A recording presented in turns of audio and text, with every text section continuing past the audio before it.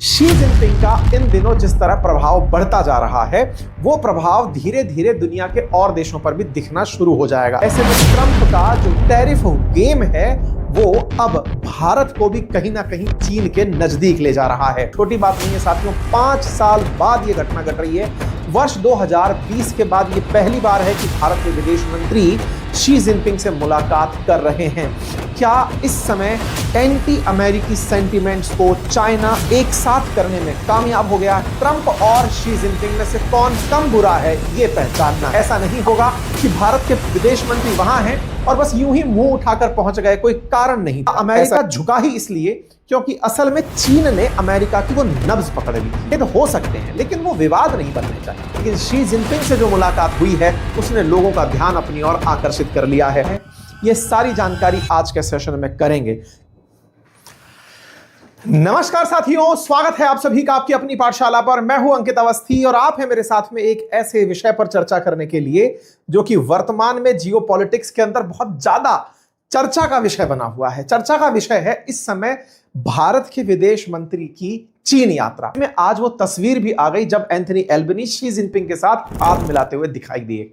ये तस्वीर जितनी ज्यादा चर्चा में है उसी तरह एक और सुर्खी मैंने आपको 2 दिन पहले डिस्कस की थी जब बताया था कि ब्राजील जिसने अमेरिका को यह कहते हुए कहा कि अगर तुम हम पर टैरिफ लगाना चाहते हो तो बदले में हम तुम पर टैरिफ लगा देंगे, ध्यान रखना हमारे साथ में किसी तरह का दोयम दर्जा मत अपना लेना। यह मत करना कि तुम अपने जिंदगी में जीते रहो, हम अपना खेल खेलते रहेंगे। नहीं, हमको बराबर इज्जत चाहिए। और फुल इज्जत मांगते हुए लूला ने चाइना के समर्थन के कारण अमेरिका को धमका दिया था। शी जिनपिंग का इन दिनों जिस तरह प्रभाव बढ़ता जा रहा है वो प्रभाव धीरे धीरे दुनिया के और देशों पर भी दिखना शुरू हो जाएगा। ऐसा मैं क्यों कह रहा हूं? आज का ताजा अपडेट एक ये है कि फिलहाल ट्रंप ने रूस को भी ये कहते हुए धमका दिया कि अगर 50 दिन के अंदर तुमने यूक्रेन के मामले पर समझौता नहीं किया तो तुम्हारे ऊपर भी हम सीवियर टैरिफ लगा देंगे। अब मुद्दा ये है कि tariff Brazil, tariff Australia, tariff Russia, tariff India, इन सब चीजों के बीच में चाइना निकलकर खड़ा हो गया। आपको याद होगा कुछ दिनों पूर्व ही मैंने एक सेशन किया था जिसमें यह बताया था कि नाटो के चीफ जो रूट हैं उन्होंने कहा था कि आने वाले समय में चाइना ताइवान पर हमला कर सकता है। नाटो का यह सोचना कि चीन ताइवान पर हमला करेगा और यह ट्रंप को बताना और ट्रंप का दुनिया के देशों में अपने मित्रों से यह पूछना कि क्या आप में से कोई मेरे साथ ताइवान के लिए युद्ध में चलेगा, यानी चाइना के खिलाफ चल के लड़ेगा। साउथ कोरिया से पूछा, जापान से पूछा, दोनों में से कोई कुछ नहीं बोला। ऐसे में ट्रंप का जो टैरिफ गेम है वो अब भारत को भी कहीं ना कहीं चीन के नजदीक ले जा रहा है।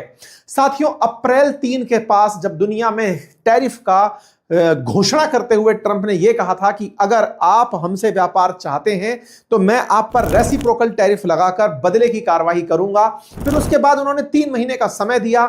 9 जुलाई तक का सबने इंतजार किया। भारत लगातार इंतजार में था कि ट्रंप के साथ में ट्रेड डील होगी, लेकिन यह ट्रेड डील नहीं हो सकी। ऐसे में अभी भी भारत की टीम वॉशिंगटन में बताई जा रही है। इसी बीच में भारत के विदेश मंत्री जाकर के शी जिनपिंग से मिलते हैं तो यह निश्चित ही एक बहुत बड़ी खबर बनती है। एक के बाद एक आप समीकरणों पर गौर करिए। ब्राजील का अमेरिका के खिलाफ होना, ऑस्ट्रेलिया का चीन की यात्रा पर होना, ऑस्ट्रेलिया पीएम का चीन की यात्रा पर होना, शी जिनपिंग का हाल ही में जिस तरह से दुनिया को अपने साथ लेने का प्रयास और उसमें अमेरिका द्वारा रूस को और खफा कर देना, ताजा ब्रिक्स को यह कहते हुए अमेरिका का धमका देना कि हम तुम पर एडिशनल 10% टैरिफ लगा देंगे।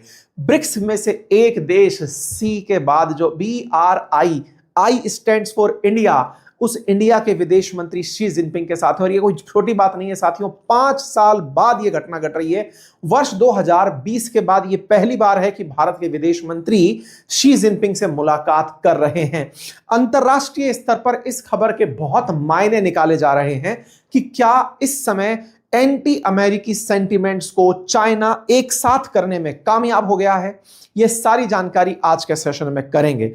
इसी बीच में आपके दिमाग में उठ रहा जो बड़ा प्रश्न होगा वो ये है कि चाइना ने इंडिया पाकिस्तान के बीच जो चला फिलहाल जो युद्ध था, जिसके लिए ऑपरेशन सिंदूर हमने चलाया था, उस समय पाकिस्तान का साथ दिया था, तो क्या ऐसे में भारत चीन को साथ लेकर चलने के लिए तैयार होगा या चीन के साथ आगे बढ़ने के लिए तैयार होगा? इसे काउंटर किया जा सकता है ये कहते हुए तो कौन सा अमेरिका हमारे साथ था। साथियों, अब भारत के सामने स्थितियां ऐसी हैं कि हमारे सामने दो बुरे लोग हैं, एक अमेरिका और एक चाइना। फिलहाल हमें कम बुरा चुनना है।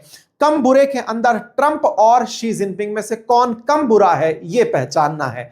आपको यह समझना होगा भारतीय होने के नाते कि दोनों ही हमारे लिए अच्छे नहीं हैं, लेकिन फिर भी ट्रंप जिनका रवैया पूरी तरह से एक ऐसे व्यक्ति का हो गया है जो केवल और केवल बार्गेनिंग पर आधारित व्यवहार निभा रहे हैं कि आपको इतना फायदा, मुझे इतना फायदा नहीं दोगे तो मैं तुम्हारा यह नुकसान पहुंचा दूंगा। देशों का एक दूसरे पर विश्वास खत्म करने वाला इनका नजरिया रहा है। साथियों, आपको याद होगा अमेरिका ने दुनिया को अपने पक्ष में रखने के लिए और अपने पक्ष में माहौल बनाने के लिए नाटो नाम का एक संगठन बनाया था जो कि यूएसएसआर के खिलाफ था। बाद में फिर एशिया पैसिफिक में उसने क्वाड नाम का एक संगठन बनाया, फिर और ज्यादा रीजनल होते हुए ऑकुस नाम से एक संगठन बना लिया। अमेरिका जनरली इस तरह की ग्रुपिंग में विश्वास रखता है। अमेरिका से सीखे हुए दुनिया के देशों ने ब्रिक्स और एससीओ नाम के संगठन बनाए। ये दोनों ही संगठन रूस और चाइना के दिमाग की उपज थे। रूस और चाइना के दिमाग की उपज में एससीओ की चर्चा आज मैं इसलिए कर रहा हूं क्योंकि भारत के विदेश मंत्री अगर चीन गए हैं तो कोई तो प्रयोजन भी लेकर गए होंगे। ऐसा नहीं होगा कि भारत के विदेश मंत्री वहां हैं और बस यूं ही मुंह उठाकर पहुंच गए, कोई कारण नहीं था। ऐसा नहीं, हमने बकायदा प्रयोजन भी चुना। हम गए एससीओ की बैठक में। अब आप पूछेंगे ये एससीओ है कि खत्म ही नहीं हो रहा है? थोड़े दिन पहले आप बताए थे कि हमारे रक्षा मंत्री वहां की बैठक में गए हुए हैं, तो समझ लीजिए साथियों, शंघाई कॉरपोरेशन ऑर्गेनाइजेशन 10 देशों का ऐसा समूह जिसमें भारत, पाकिस्तान, चाइना, रशिया, ये सारे देश जो सेंट्रल एशिया से लेकर के एशिया की प्रमुख कंट्री कहे जा सकते हैं, वो सभी की सभी इस संगठन में हैं।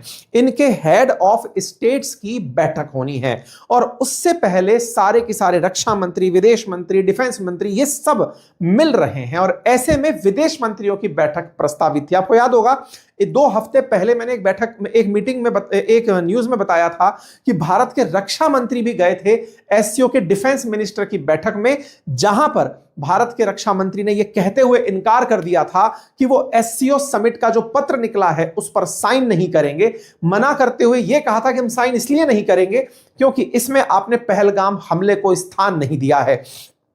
अब हमारे विदेश मंत्री यहां पहुंचे हैं। आपके दिमाग में प्रश्न आएगा, जब पहलगाम को जगह नहीं दी तो हमारे विदेश मंत्री को नहीं जाना चाहिए था। साथियों, बदलते हुए जियोपॉलिटिक्स में यह आप लोगों को भी बहुत समझना आवश्यक है कि इस समय कोई किसी का परमानेंट शत्रु नहीं, कोई किसी का परमानेंट मित्र नहीं, केवल आपदा ही अवसर बनकर के सामने खड़ी है।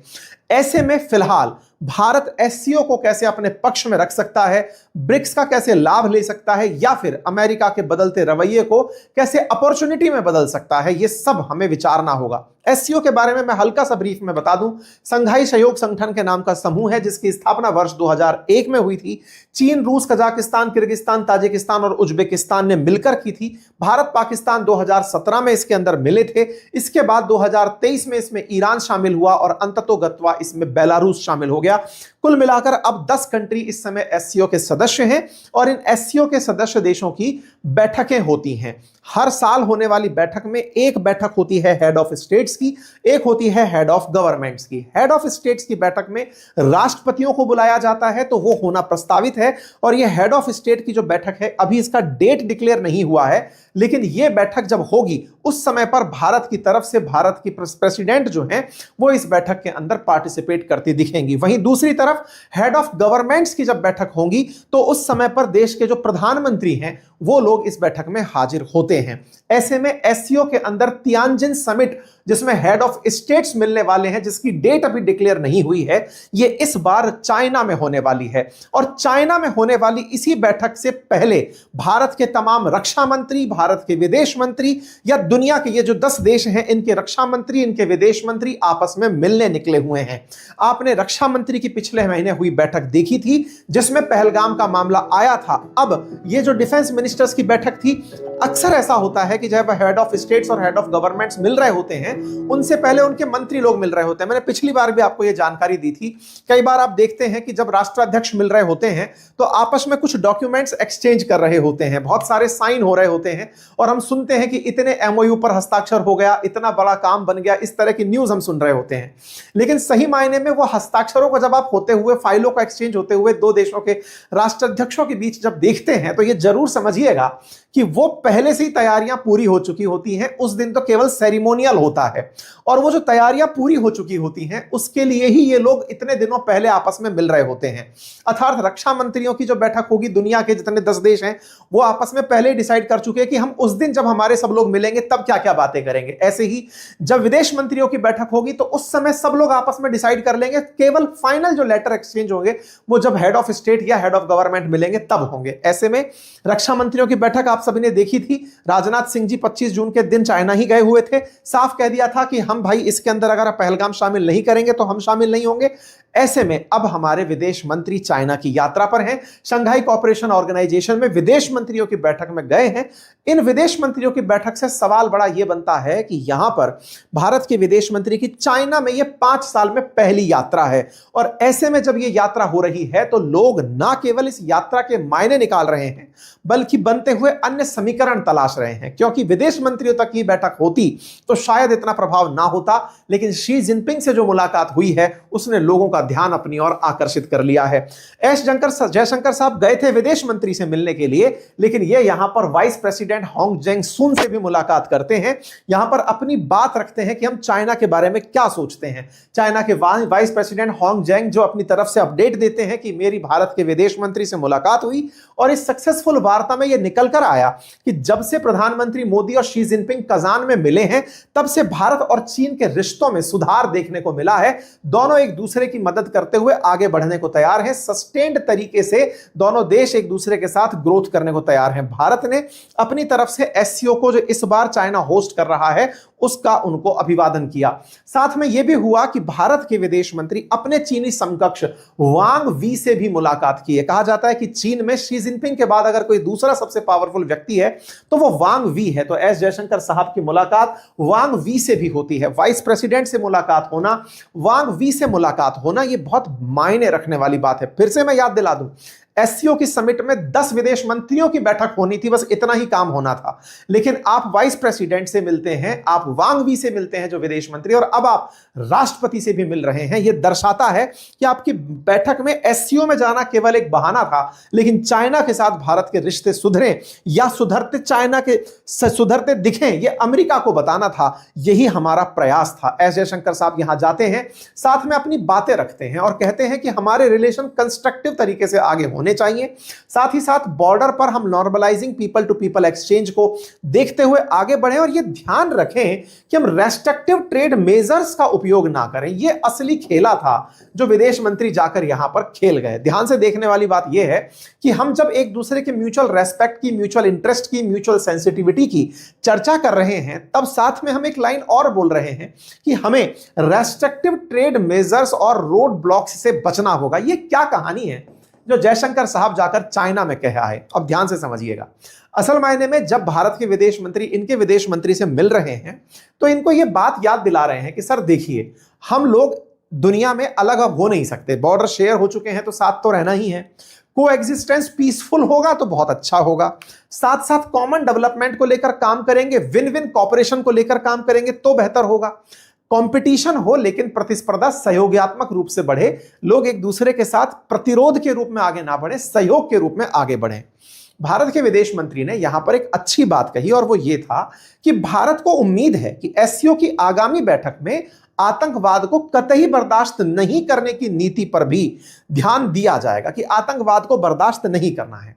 हमारे बीच में मतभेद हो सकते हैं लेकिन वो विवाद नहीं बनने चाहिए, और ना ही प्रतिस्पर्धा संघर्ष में बदलनी चाहिए। यह तो एक ऐसी कोटेशन है जिसे लिखा जा सकता है कि मतभेद हो लेकिन विवाद ना बने, प्रतिस्पर्धा हो लेकिन संघर्ष ना बने। यह भारत जाकर चीन को लेसन सिखाता है, और यह लेसन बहुत मायने रखता है साथियों। हम चाइना के साथ कॉम्पिटिटिव ही कंपटीशन रखते हैं। हम चाहते हैं कि दुनिया के अंदर जब सप्लाई चेन की बात हो तो भारत का नाम सप्लाई चेन में टॉप पर काउंट किया जाए। ऐसे में चीन से जिससे हम कह रहे हैं कि हम कंपटीशन रखते हैं आपसे, लेकिन प्रतिरोध नहीं रखते। आपसे हम नहीं चाहते कि संघर्ष करें इस बात पर कि कौन आगे निकल गया, आप भी ऐसे ही बढ़िए, ठीक है। भारत ने अपनी तरफ से पहलगाम के मामले को फिर से यहां पर रख दिया, यानी कि एक तरह से विदेश मंत्री ने यह कहा कि आतंकवाद को आपको यहां जगह देने की आवश्यकता है, कि हम आतंकवाद को टॉलरेट नहीं करेंगे।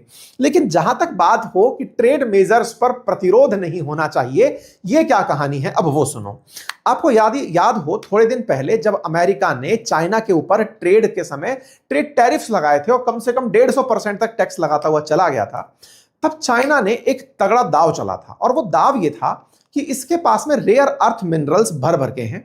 रेयर अर्थ मैग्नेट का प्रचुर उत्पादन करता है। रेयर अर्थ मैग्नेट क्या होते हैं मैं अभी बताऊंगा, लेकिन चाइना ने दुनिया को एक तरह से प्रेशर में डालने के लिए रेयर अर्थ मैग्नेट का एक्सपोर्ट रोक दिया था, जिससे दुनिया भर की जितनी भी ऑटोमोबाइल कंपनियां हैं वो सकते में आ गई। अमेरिका भी चीन के साथ डील करने में कामयाब इसीलिए हुआ, या अमेरिका झुका ही इसलिए क्योंकि असल में चीन ने अमेरिका की वो नब्ज पकड़ ली थी। कहानी क्या है इसको थोड़ा सा समझते हैं। आप यहां पर एक बार फिर से इस विषय को ध्यान से सुने। We must avoid restrictive trade measures and road block. Jaishankar साहब ये क्यों कह रहे हैं? ये कह इसलिए रहे हैं क्योंकि भारत के विदेश मंत्री के इस बयान में रेयर अर्थ जो मिनरल्स हैं और जो मेटल्स हैं वो चीन के द्वारा रोका जाना एक बड़ा विषय बना हुआ है। मैं आपको यहां एक न्यूज दिखाता हूं, ये 10 जून की खबर है। China export curb on rare earth magnet threatens India EV momentum, ऐसा क्रिसिल ने कहा था।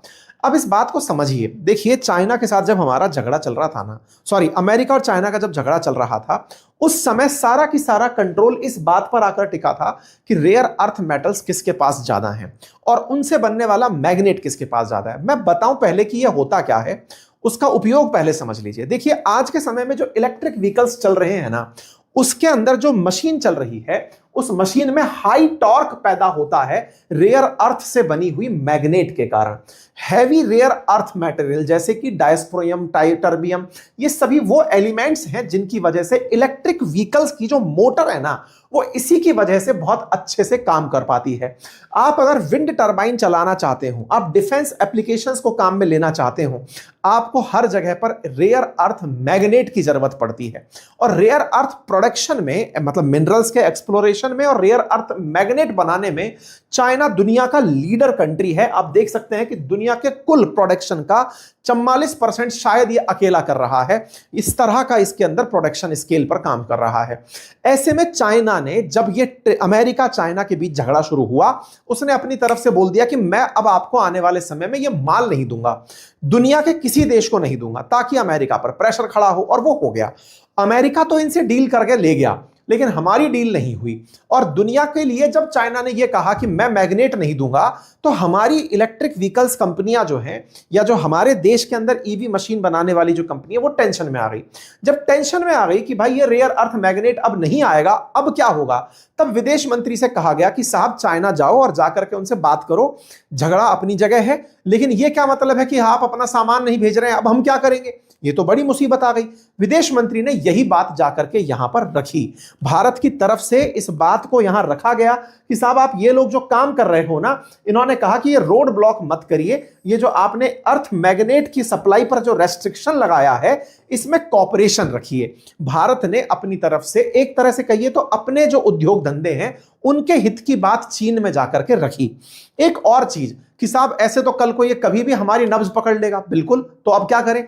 ऐसे में भारत ने, जब चाइना ये खेला खेल रहा था, हमने भी रेयर अर्थ मैग्नेट इंडिया में बनाने के कारखानों पर बजट अनाउंस कर दिया। इंडिया ने अपनी तरफ से एक स्कीम लॉन्च करते हुए उसी समय पर ही यह तय किया कि अब हम भी अपने स्तर पर प्रोडक्शन करेंगे। तो क्रिटिकल मिनरल के केस में भारत ने रेयर अर्थ मैग्नेट हैदराबाद में डेवलप करने के लिए अपनी तरफ से तैयारियां शुरू कर दी। तो एक तरफ हम चाइना से बात कर रहे हैं, दूसरी तरफ खुद से रेयर अर्थ मैग्नेट के निर्माण पर भी काम करना शुरू कर रहे हैं।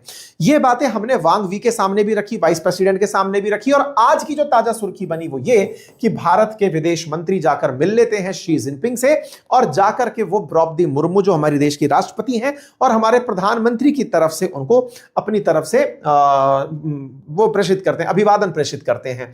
तस्वीरें आपके सामने हैं, दोनों के बीच की बातों को यहां पर पहुंचाया जाता है। तस्वीरें जैसे ही वायरल होती हैं कि साहब हमारे विदेश मंत्री जाकर मिल लिए हैं, इसके तमाम प्रकार के मायने निकाले जाने लगते हैं। तब मायने निकलते हैं कि ये तो वैसा ही हुआ जैसे शी जिनपिंग के साथ में प्रधानमंत्री की मुलाकात हुई थी पिछले साल, जिससे सारे रिश्ते सुधर गए थे, और अब शी जिनपिंग जिस तरह से विदेश मंत्रियों से मुलाकात कर रहे हैं, ऐसे में भारत के विदेश मंत्री से मुलाकात होना भारत के लिए ट्रंप को चिढ़ाने का एक और कदम हो सकता है। इसको आप ऐसे समझिए, ब्राजील के खिलाफ ट्रंप हो रखे हैं, लूला डी सिल्वा से नाराज हैं, और हमारे प्रधानमंत्री लूला डी सिल्वा से वहां का सर्वश्रेष्ठ पुरस्कार लेकर आ जाते हैं। अमेरिका चाइना से खफा हो रखा है, हम चाइना से जाकर मिल रहे हैं। अमेरिका बार बार कह रहा है कि ब्रिक्स कंट्री हमारे खिलाफ प्रयास कर रहे हैं, मैं उस पर 10% टैरिफ लगा दूंगा, उसके बावजूद हम जाकर इनसे मिल ले रहे हैं। इसका मतलब कहीं ना कहीं ऐसा है कि भारत अमेरिका के साथ होने वाली डील से पहले अमेरिका को यह रियलाइज कराने में लगा है कि अल्टीमेट विकल्प आप ही नहीं हो। अगर ऐसा होता है तो हम अन्य अवसर भी तलाशते रहेंगे। संभवतः यही करने के लिए विदेश मंत्री यहां गए हो। फिलहाल आप उन्हें मैग्नेट से समझ लें, लेकिन यह तय है कि भारत और चीन आतंकवाद पर हमेशा पाकिस्तान के लिए एक जैसे नहीं हो सकते। चीन के अपने निहित स्वार्थ हैं, इसलिए वो पाकिस्तान के साथ खेला खेलता है। भारत को सीमा क्षेत्र पर जिस तरह चीन से रिफ्ट पैदा होती मिलती है, वो अपने आप में एक बड़ा मुद्दा है। और ताजा अभी जो तिब्बत के अंदर दलाई लामा वाला जो मामला है, जो भारत के अंदर शरणार्थी बनकर धर्मशाला में है, उन्हें चाइना के द्वारा ना पहले एक्सेप्ट किया गया था, ना अब एक्सेप्ट किया गया है। और चाइना भारत को लेकर इस बात पर बहुत खफा होता है कि अब तिब्बत के आंतरिक मामले में, या फिर कहिए चीन के आंतरिक मामले में क्यों फोकस करते हैं, जबकि भारत तिब्बत को लेकर के मन में यह रखता है कि यह कब्जा किया हुआ स्थान है, तुमने जबरदस्ती पकड़ा हुआ है। खैर जो भी है, भारत तिब्बत के मामले में अपनी तरफ से उन्हें धार्मिक स्वतंत्रता का ही मामला मानता है और कहता है चाइना से कि भैया देखो, आप अपने तरह से खेलो, हम अपने तरह से रहते हैं। धर्म के नाम पर दलाई लामा जो कर रहे हैं वो करने दें। लेकिन चाइना में लोग ये मानते हैं कि भारत तिब्बत के मसले को उठा करके चाइना भारत के रिश्तों में कहीं ना कहीं कांटे चुभोता है। खैर जो भी है, इन सब चीजों का एक ही सार निकलता है, और वो ये है कि भारत को अपनी स्थिति का भरपूर उपयोग करना होगा। हम अब पाकिस्तान की तरह तो नहीं है कि जो भी हमें आए और गोदी में उठाकर खेलने लगे। अब हम वयस्क हो चुके वो राष्ट्र हैं जिसका अपना से मायने रखता है। भारत डिसाइड करता है कि हमें चाइना के साथ किस तरह का व्यवहार रखना है, रूस के साथ कितना व्यवहार रखना है, और ट्रंप को कैसे हैंडल करना है। ऐसे में भारत का चीन के साथ बदलता हुआ जो ये नजारा है, आपको कैसा लगा जरूर कमेंट बॉक्स में बताइएगा। भारत अमेरिका के बीच में ट्रेड डील जल्दी ही हो, ऐसी हम कामना करते हैं। लेकिन फिलहाल के लिए इतना ही। अपना ख्याल रखें। जानकारी पसंद आई हो तो साथियों से साझा करें। चैनल पर नए हैं तो सब्सक्राइब करना कतई ना भूलें। धन्यवाद।